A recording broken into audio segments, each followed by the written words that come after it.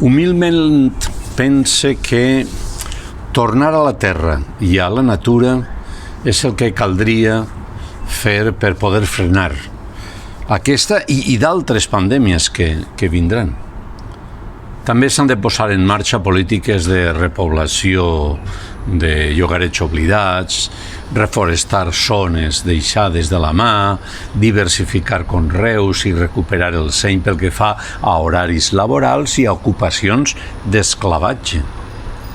Autodefensa, autonomia i salut comunitària són paraules clau que ressonen durant aquests dies i ara, que disposem d'uns cèntims extra provinents d'Europa, encara que se tinguin que tornar, hem de saber-los gastar en potenciar propostes científiques i activitats allunyades de la modernitat urbana individualista per tal de refer teixit associatiu trenat a base de reciprocitats i ajuda mútua.